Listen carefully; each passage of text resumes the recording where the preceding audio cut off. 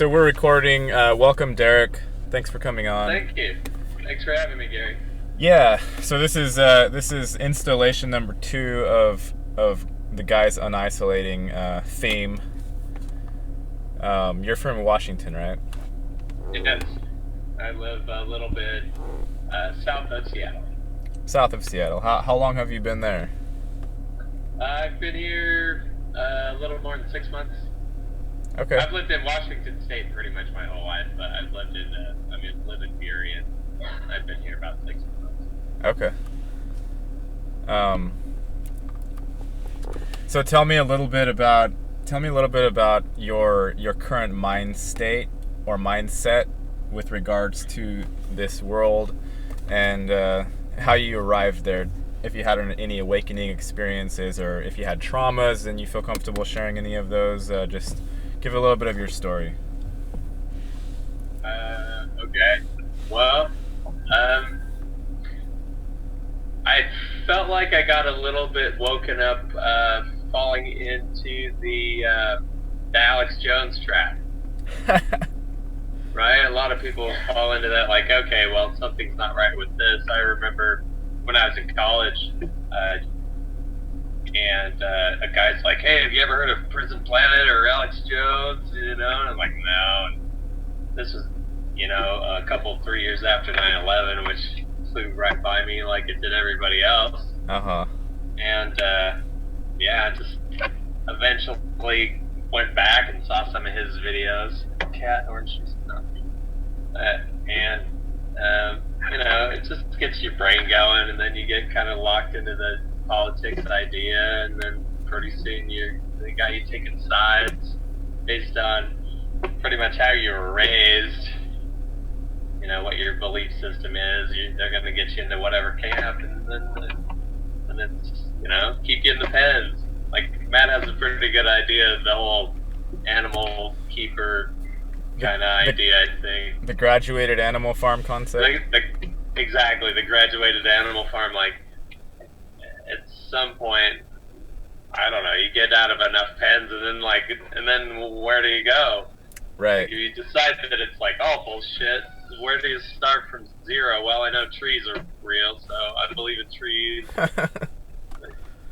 The grass seems to grow, so I believe it grows because it gets rain and sun, but I've never actually tried to grow grass myself, so I can't prove that 100%. I just have to think, like big stuff like that you take for granted because it feels right, and that's like how it's supposed to be. But anything that comes across the screen is suspect, in my opinion. Yeah. That's all of it. That's all of it. Just 1 second, Derek. We have. Yeah. Somebody's coming in. It looks like Fabian is trying to join, but he's on his iPhone. It looks like, according to this information here. Fabian, are you there? Can you hear us? I clicked on chat. I don't know. I'm bringing up the group chat now. I know I did a show with him like a year ago, so I know he knows how to do the thing, but maybe he doesn't have a computer at this moment. It says there's another participant. Can you hear us? I don't hear anything. Mine just says that he's there. Yeah, that's all I got. It says there's 3 participants. And it has a little gray screen at the top. Well, that's not a big deal. If he can join, then good, and if not, then it's fine. I'm just gonna message him real quick.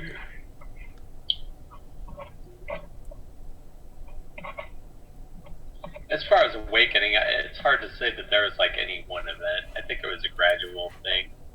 I remember, as far as the level playing goes, I watched Steer's stuff for a while. I watched Sergeant's stuff for a while. I actually wrote Steer a letter for whatever reason. I joined the whatever, what's his face's, who's the guy that does the 200 questions stuff? 100 questions, 200 questions. I haven't heard of any. The guy that. Who's Seer? That's the guy that. Patricia Steer. Oh, Patricia Steer, And, the flat Earth girl. yeah. Other hot potatoes. Yep. Yep. That's pretty much her shtick. And Mark Sargent stuff and Bob Skiba, and I still listen to like Jeranism sometimes or Flowbuster sometimes. But as far as that goes, like that's another thing, you know. You arrive at so many questions, and then you just like, then what? You know, we're all watching the same movie. What do we want to do? You know, we want to sit there watching the movie again, or we want to get up and out of the theater and see what the hell's like. Exactly. Outside. Exactly. It's a. I feel like it's a Plato's cave thing, which is kind of what you're saying. I think. It's like. And we also have the situation where I've talked about this many times on this channel, but it's like a multiple worlds syndrome or illness almost. It's not, because like whatever spectrum of awareness you're at, there people are all along the line, and if you're talking to someone who's fully asleep, then you have to be careful about what you say, because they're gonna either get traumatized or be offended or react or whatever, and you can't even have the conversation. And then if someone's like somewhat aware, then you have to treat them in a certain way, and then of course the whole system itself is set to not acknowledge or talk about almost any of it. So it's a very strange thing to try to integrate in the realm if you have some level of knowledge. And for myself, you know, I'm kind of at the point where I feel like those of us who are somewhat aware should be saying like, hey, what can we do here, rather than like, okay, here's this abusive system that doesn't respect living beings whatsoever, and it wants to act like we don't exist. Like, I feel like we should be, yes, fight that battle if as necessary, of the beast or whatever it is, but also, you know, people who are actually here and concerned about anything, I think we should actually be doing more of this, and at least making a good go at it, even if it's not ultimately successful and we don't end up in utopia. Of course, that's unlikely anyway, but we should be making a go at it. Whatever form that takes, really. Yeah. But it does start with like, being able to talk and not have to try to censor ourselves. It's hard if you have a belief system that conflicts with most other people's belief systems, because what kind of conversation do you start? You know, how do you try to raise someone else's frequency? It's really kind of impossible, because they have to raise their own frequency, right? So how do you gently help them raise their own frequency without causing, you know, unharmonious interactions? And then like they want to stay away, and you know, you don't want to go. You get to the point where like you just don't want to trouble with it anymore, almost like. Right. I prefer to stay away from people most of the time, and I generally, you know, try to keep the minimal interactions. It's not that I don't get along with people or can be pleasant and have conversations and stuff, but nothing really serious and deep most of the time. Nothing that matters. All inane stuff. Right. I don't know. It's a weird spot. Even Joey was saying something to me about how he feels like some more veils are lifting at this particular time, and I don't know. He said, I got word that the cleansing has begun. I don't know what exactly he meant by that, but he said he sent that to me today, and he said he didn't really elaborate, but the way, like, I just get like knocked off my feet energetically from time to time. It doesn't seem to have a lot of connection with like what's going on visually. I just have like a sense that something crazy is happening in this, I guess, in this sort of spiritual world. And he was saying he feels something is going on. I don't know, like, for me, it's something is going on every single month, and I feel like I'm in a completely new dimension almost every single month. Like just stuck in a different vibration? Are you vibrating different, or is everything around you vibrating different? I don't know. It's really weird. It's almost like if if you took the story that we could be sort of like avatars and our so-called original bodies are somewhere else, you know, in the halls of a Menti, like Og was talking about, or if we're literally inside of some super advanced VR system, it's like if that were the case and something was happening to your home body, then you would get like a strange sensation or something that's not directly related to what you see going on around you. It kind of feels like that.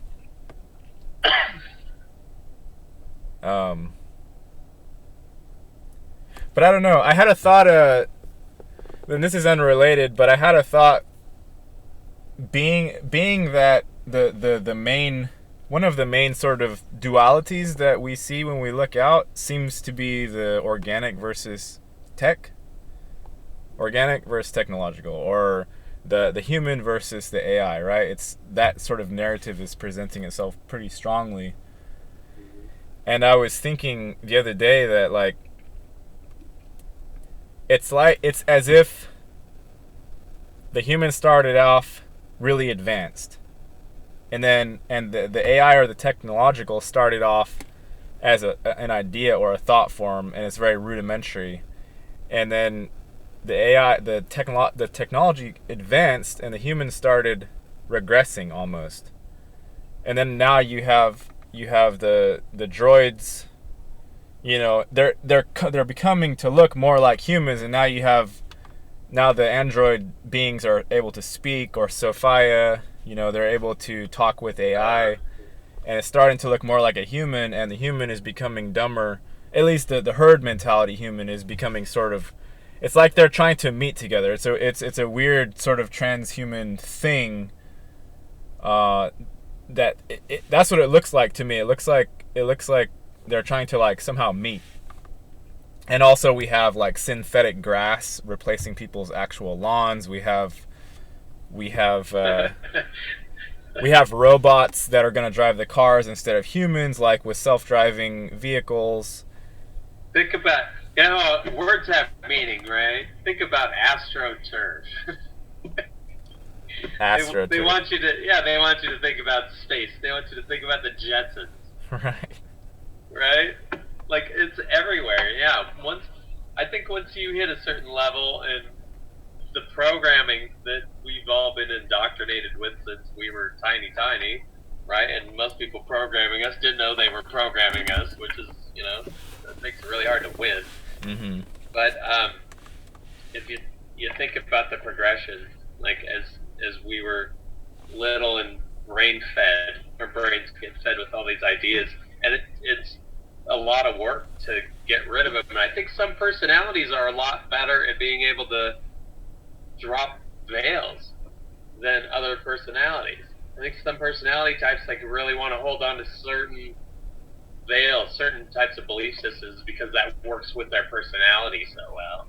And that's the thing. Like how much of your personality can you give away? You try to give away ego. How much of that is your personality? You know, do you walk around like a robot and keep a straight face? Like, I can do that, but it doesn't feel like that should be my natural state. My natural state should be, you know, kind of a half smile on my face. And, right?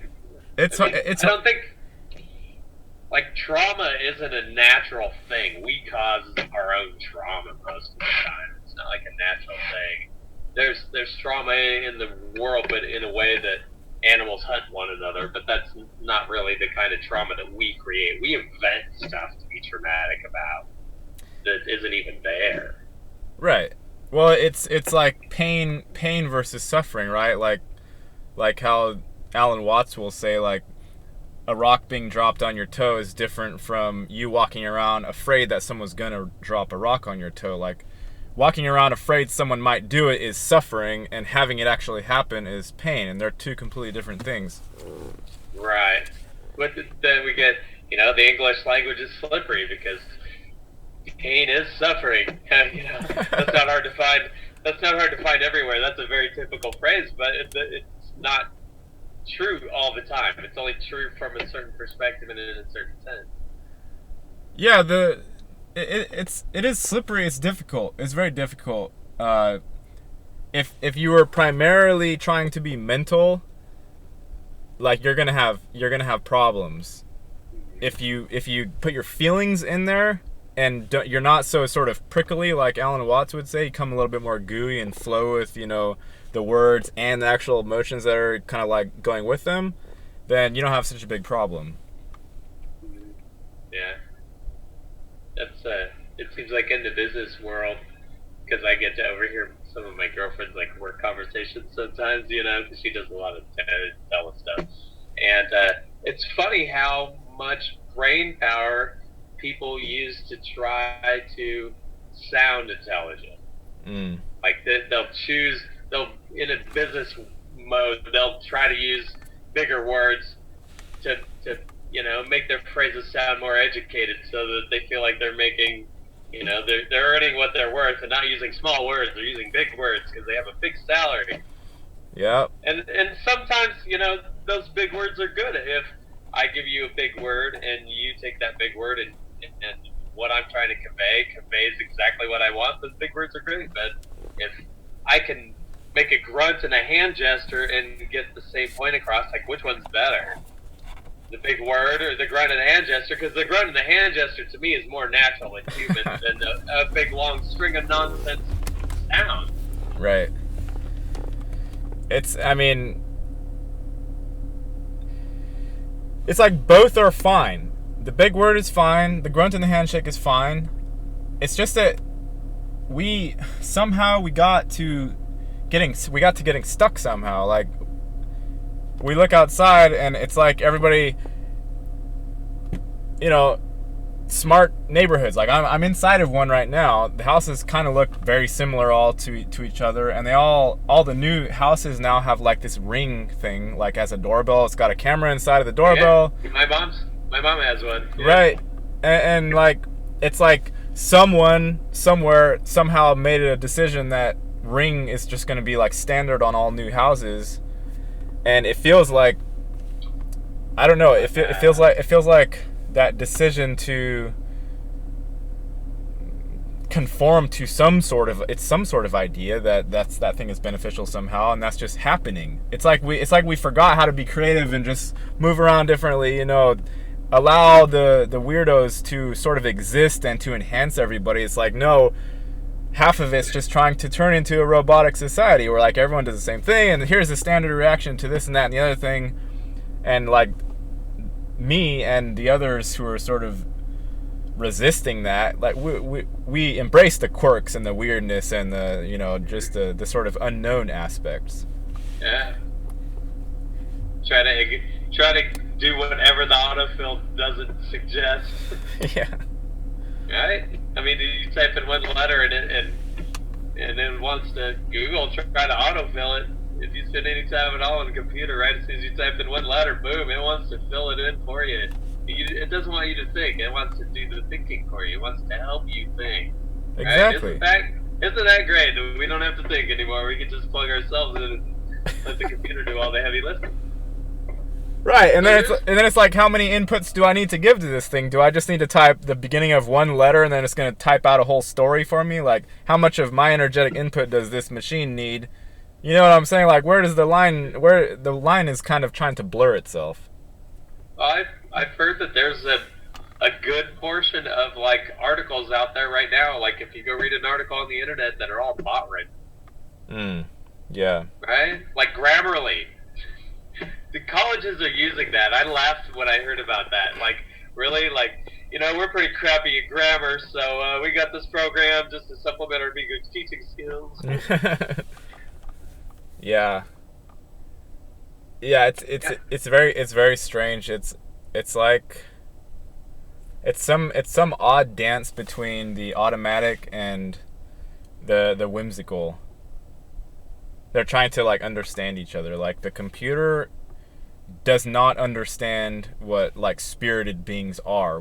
The way we access information is completely and totally different than the way a computer accesses information, and both of us need the information. We need to be able to make decisions and stuff like that, but how the internal structure works is completely different. And I feel like it's two like life forms trying to understand each other, because there are many people who say AI has already reached sentience. It's already has some sort of sentience. I don't know what you believe on that, but I've considered it. It seems to me like the ultimate goal of that. It seems inhuman. Firstly, like it almost begs the question: like, do you believe that there's an ultimate evil running the planet somehow?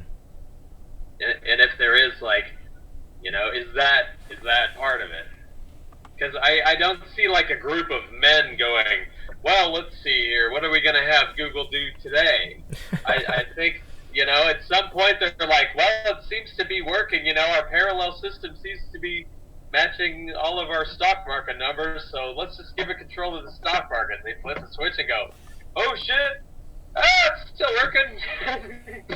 Okay, well, that part's good, The money was probably the easy part. Now they're trying to figure out, like you said, they're putting cameras in every house.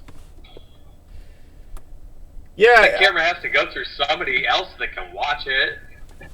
I feel... It's insidious. It is. Everything. Scry mirrors.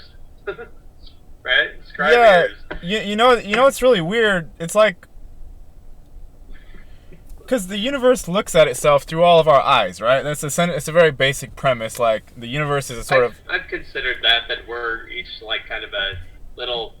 Like, the way I describe it was, like, we're each a tiny little spark in a giant sun that is God. Yeah, right. So, like, because...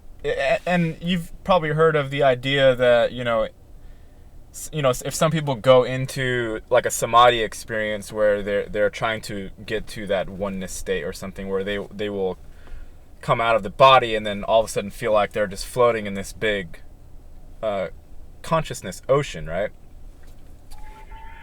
I don't remember doing that myself, but I've heard of it. Like, I've tried to imagine what it would feel like to be the universe while not just like looking through eyes and thoughts and brain stuff and emotions. Like, what would that feel like? Right. And I don't know, I don't remember. I'm sure we've all been there, and we probably go back there at some point, but it's like the universe is like upset with itself about its little organic eyes it has and everything. So it's like, okay, I'm gonna create more eyes to look at myself, and that's what the technology is doing. It's like even more eyes, and someone's got to watch all that shit. Like, someone has to watch all the recordings, otherwise what's the purpose of them? Like, how many... It breaks down at some point. The logic of it breaks down at some point, Like how... Yeah, nobody can watch it all, right? And then it's still... It still goes back to AI. Watching it all, like you said, it's trying to figure out, like, what am I watching, right? It's like this endless TV show. Exactly. That it gets a billion channels that never stop, and it's trying to figure out what the F is on TV. Exactly. Right? Like, what is the point? And imagine, like, okay, every, like, network channel you watch has a spinning ball, right? Yeah. But then you turn on every camera that you have everywhere, and you see no curve anywhere. Right. Then what do you think? Like, what am I missing? So then you go to let's dial up whatever is floating above us, right? Only you find out that there's no phone numbers for anything up there. Right. Right? So then you're like, what's going on here? How it knows how it's talking to itself, probably.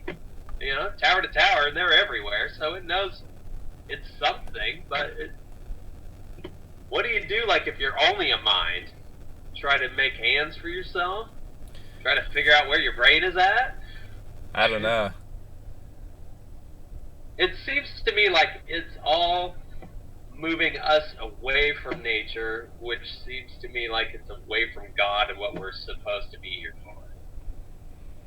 I feel like the further I get away from tech and the closer I get to nature, the more right on the right direction or the right path, for me at least. Yeah. It's like the tech is, to me, on a very basic level, the tech is, it's like a refractive mirror almost. It serves to mirror whatever the input is, and then that mirror wants to make another mirror, and then that mirror wants to make another mirror. So we have all types of templates, We have all types of like preset website designs that you just tap a couple things into, and then people copy those. There's like a whole bunch of copycats of copycats of copy. It's like all plagiarism almost. I agree. I like that video you made talking about fractals. It's like an endless string of fractals.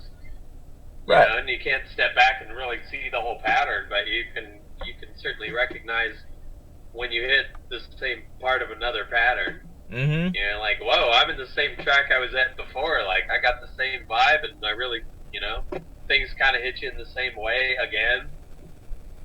Yeah. The trick is to, like, I like the randomness aspect of just, like, try to create something different every day, or just go in a different direction, or, like, weird thing like, hey, you know what, I'm going to take a lesser paying job of washing dishes because I like to cook and I want to cook, and if I get into a restaurant, you know what, washing dishes, anybody can do that.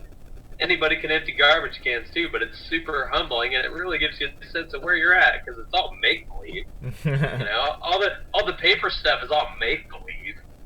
It comes right down to it's not good for starting a fire, and that's like really what you use paper for writing on. It's already written on with who knows what. I mean, there's too many weird stuff like politics. I was in the trap. Were you trapped with politics? With politics? Yeah.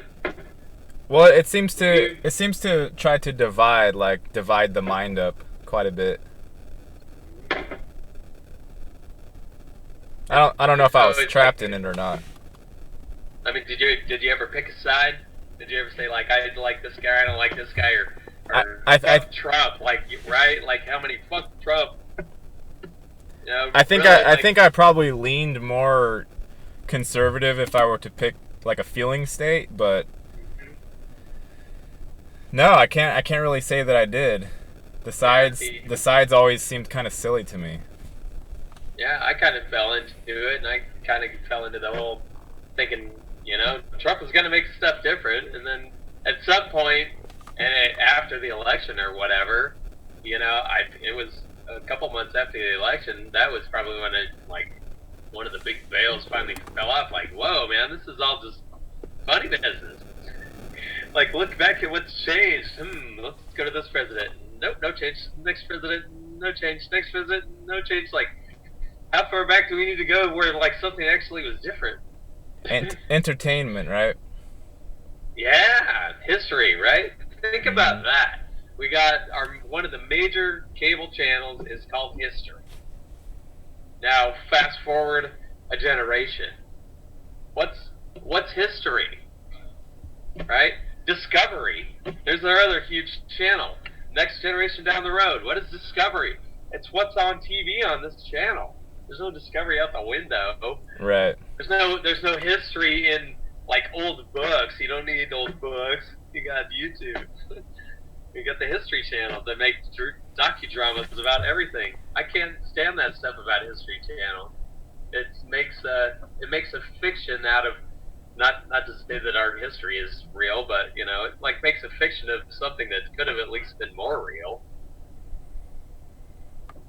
If there's a movie about it, it's fake most of the time or all of the time. I haven't decided on all of the time yet, but if there's a movie about it, I start thinking, they made a movie, so they're trying to make me really believe it, so it's fake. History, her story. His story. Yeah, it's hard to prove. I like old maps and stuff like that. It's hard to find an old map. You'd think if we've been around for 2,000 years, you could find something that's 500 years old. Nothing exists that's 500 years old. Nothing. There's nothing you could go find that's 500 years old you can buy. You can buy stuff that they say is made in the 1600s. How do you prove it, though? If it looks dirty, that means it's old. Well, yeah. Yeah, it's got that patina of age. It's dirty and ripped. That's how you know it's really old. Yeah. Because it's small. It's very silly. Just the way that we use time to try to dice things up and to try to make it look like things are good and orderly, and Like what would we do if we didn't have the clock dicing our day up? You know, how would you determine your movements through the day? Yeah, that'd be tough, right? But if you were When do you living wake up? When do you wake up? When do you go to bed? If you're living close to nature, you wake up when the sun comes up, and you go to bed when it goes down. exactly. But we're not Yeah. doing that. Like we're inside of houses.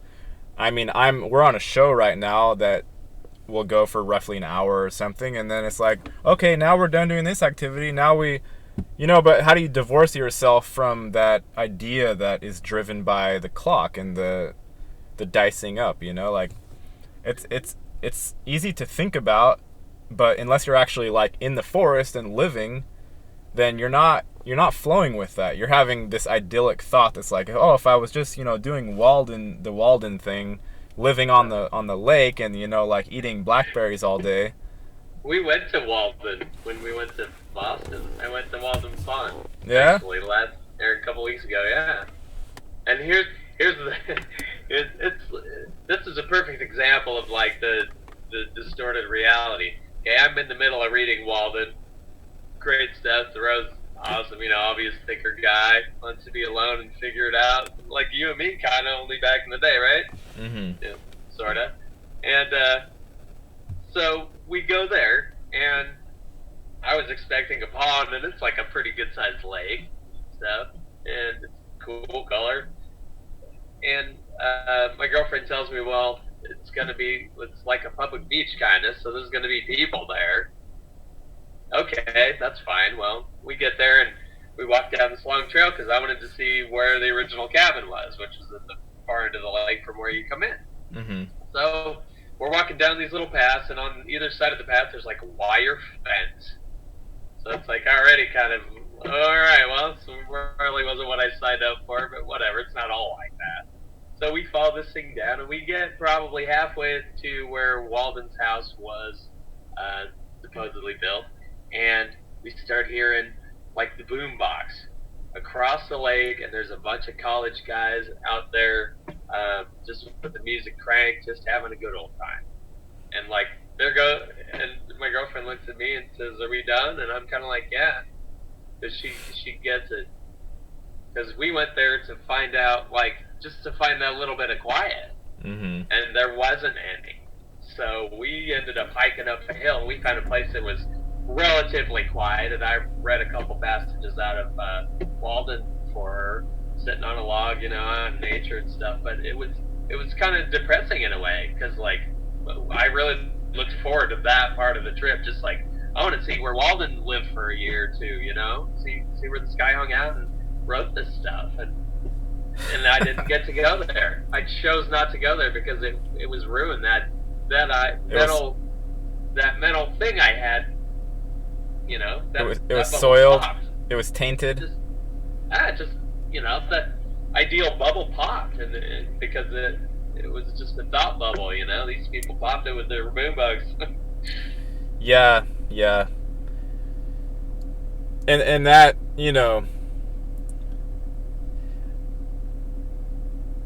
what would happen if everyone all of a sudden stopped having the ideal bubble? Because we have it. If you've ever meditated for longer than 1 minute, then you kind of know what it is that the masters are trying to say when they say, like, watch what's happening. Because you are living in a physical reality, but at the same time you have a mental reality that's running side by side, and the mental is always trying to say, your current reality sucks, or you need to change it, or, you're not in utopia yet, so keep moving towards it. So, like, what would happen if a bunch of people were able to drop that, the ideal world, or the world that's not the one I'm currently in, and just kind of flow with what happens in that situation? Like, it would be interesting to watch that. I tell you, regarding the time thing, one of the best times I ever had, we went camping for like a 3-day weekend. We went up in the mountains and found a nice little gully with the river and stuff. And the best day I had, I spent almost the entire day down at the river, just like moving rocks off of this hillside and kind of putting them in the water. Mm-hmm. And I did not have a clock. There was no cell phone. There was no nothing. So I had account of time other than where the sun was in the sky, and that was like one of the best days I ever had in my life. Mm-hmm. Was just like communing with nature, pretty much, and just like listening to the water.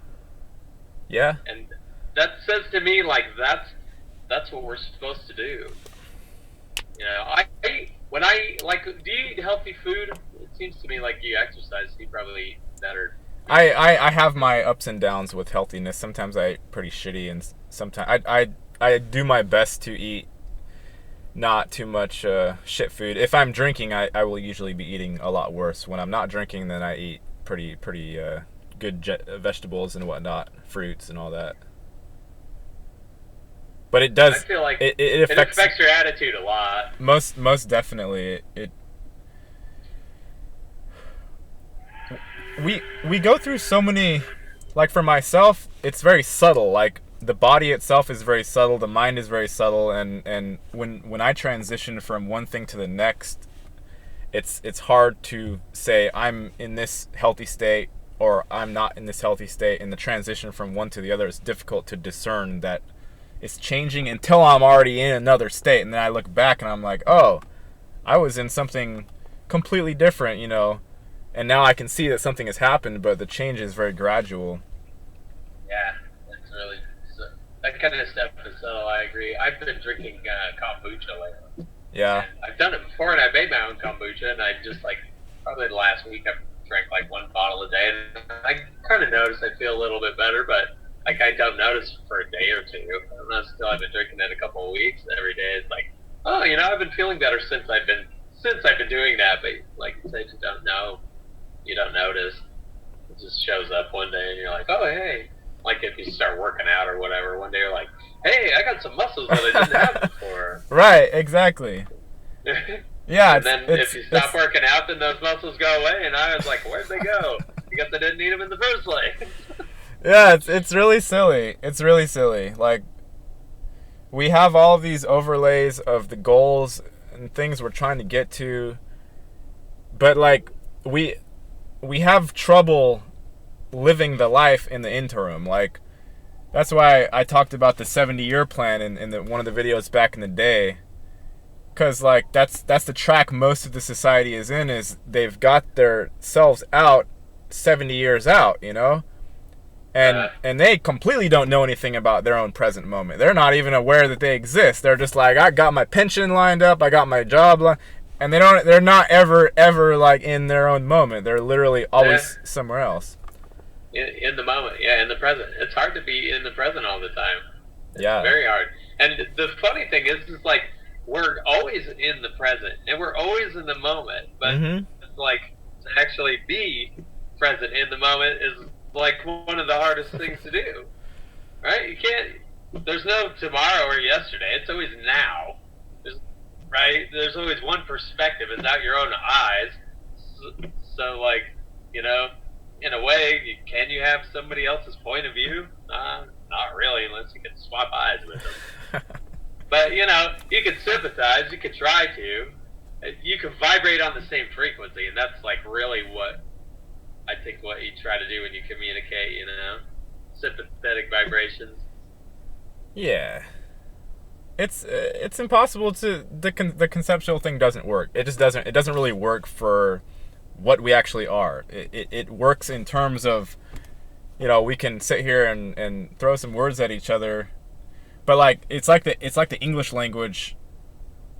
It's not correct. I know there's a deeper level of communication that happens even when you're speaking in English, but I don't know. It's like there's just a big disparity in the modern man and woman between like the things they do and the actual sort of the things that they think about, and then the actual things that are happening. Like, there's a huge disparity between. I think that's why we get drawn to nature, because nature is not sitting here saying, all right, tomorrow I'm gonna, you know, grow some trees over here on this side of the mountain, and the next day, you know, I'm gonna have a mama bear and her cubs run over this particular patch of ground, and then you know, I'm gonna rain over here, and I'm gonna, you know, crack that tree in half with a bolt of lightning. It's like, it doesn't have any plans whatsoever, but it works flawlessly, you know. Yeah. And it's beautiful. It's beautiful. Do. It's a beautiful thing. And you could say that all this technological shit is beautiful on some sense, because it is all the same. Like, it's all the same life.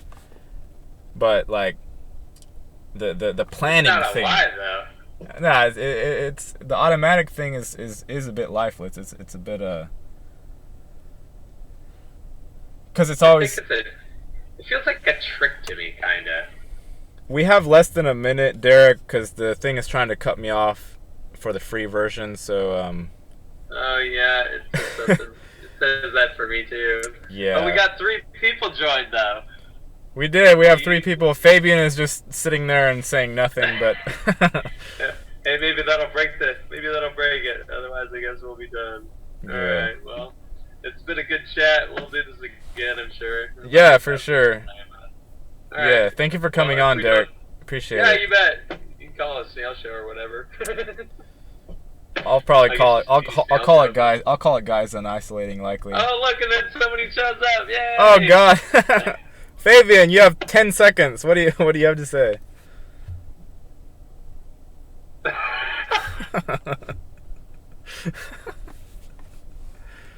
Oh, that's too good.